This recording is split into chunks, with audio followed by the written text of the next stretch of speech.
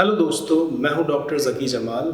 आज की इस वीडियो में हम बात करेंगे नीट एग्ज़ाम से पहले के 40 डेज़ यानी कि लास्ट 40 डेज़ की इम्पोर्टेंस के बारे में, और साथ में मैं आपको कुछ इम्पोर्टेंट टिप्स भी दूंगा जिसकी वजह से जो लास्ट टाइम में कुछ बच्चे एंग्जाइटी, स्ट्रेस या बहुत ज़्यादा प्रेशर में आ जाते हैं वो थोड़ा सा कम हो सके। पढ़ाई के साथ साथ इन छोटी छोटी बातों का ध्यान रखना इसलिए भी ज़रूरी है कि अगर इन बातों को ध्यान से नहीं सोचा गया तो नीट एग्ज़ाम में आपकी परफॉर्मेंस मुतासिर हो सकती है।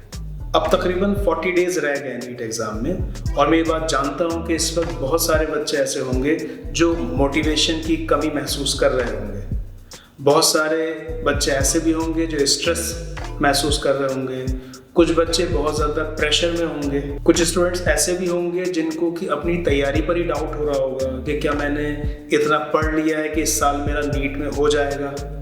कुछ स्टूडेंट्स ऐसे भी होंगे जिन्होंने ये सोच लिया होगा कि प्रैक्टिकली ये पॉसिबल नहीं है कि इस साल मेरा नीट में हो सके, बहुत सारा टाइम मैंने फालतू में वेस्ट कर दिया, इसलिए नेक्स्ट ईयर स्टार्टिंग से ही बहुत मेहनत के साथ तैयारी करूँगा। तो आज की इस वीडियो के ज़रिए मैं आपको ये बताना चाहता हूँ कि दोस्त, हार नहीं माननी है, क्योंकि इन लास्ट के 40-45 दिनों में बहुत सारी चीज़ें चेंज हो जाती हैं। वो स्टूडेंट जो बहुत ज़्यादा मेहनत से तैयारी कर रहे थे उनका फोकस कम होने लगता है, कुछ स्टूडेंट्स का मोटिवेशन कम होने लगता है, कुछ स्टूडेंट बहुत ज़्यादा प्रेशर में आ जाते हैं। ऐसा भी हो जाता है कि क्लास में वो स्टूडेंट्स जो आपसे पढ़ाई में बहुत अच्छे थे, टेस्ट में बहुत अच्छा परफॉर्म कर रहे थे, वो रेस से ही बाहर हो जाते हैं। और ऐसा हर साल होता है और आने वाले सालों में भी होता रहेगा। एंट्रेंस एग्ज़ाम का गेम जब तक ओवर नहीं होता जब तक कि नीट एग्ज़ाम वाले दिन के उन 3 घंटे के एग्ज़ाम के बाद वाली बैल ना बच जाए। आपने क्रिकेट मैच में भी देखा होगा कि एक टीम हारने वाली है और उसका 9 नंबर का बैट्समैन आया और उसने आते ही छक्के चौके लगाना शुरू कर दिए और अपनी टीम को मैच जिता दिया। That's not going to be easy. What a start from Dinesh Karthik. आप भी अपनी ज़िंदगी में वही बैट्समैन बन सकते हैं, बस आपको लास्ट टाइम तक हार नहीं माननी, यानी कोशिश लगातार करते रहना। लास्ट के 40-45 डेज़ में बहुत ज़्यादा सिलेक्टिव तैयारी करने की ज़रूरत होती है। अब जैसे कि नीट एग्ज़ाम के लिए अगर मैं बायोलॉजी की बात करूँ तो 2 चीज़ें इंपॉर्टेंट है, NCERT और प्रीवियस ईयर के पेपर्स। आप ऐसा भी कर सकते हैं कि अब इन बचे हुए दिनों में अपने पूरे दिन के स्केड्यूल को 3 पार्ट में डिवाइड कर दें, 4 घंटे फिजिक्स, 4 घंटे केमिस्ट्री और 4 घंटे बायोलॉजी। ऐसा भी आप कर सकते हैं कि अगर कोई एक सब्जेक्ट आपका ज़्यादा वीक है तो उसमें आप 1-2 घंटे बढ़ा सकते हैं।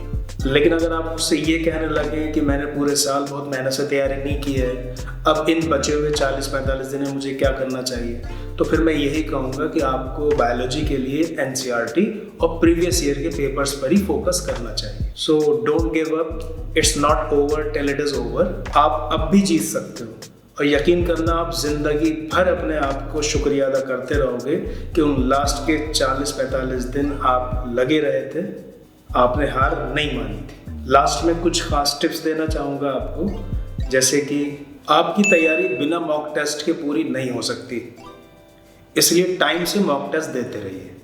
अगर मॉक टेस्ट के बाद आप अपनी मिस्टेक्स की एनालिसिस नहीं करते हैं तो यकीन जानिए इन मॉक टेस्ट का कोई मतलब ही नहीं है। पढ़ाई के बीच में लॉन्ग या शॉर्ट ब्रेक का लेना भी ज़रूरी होता है अगर आप थकान महसूस कर रहे हैं।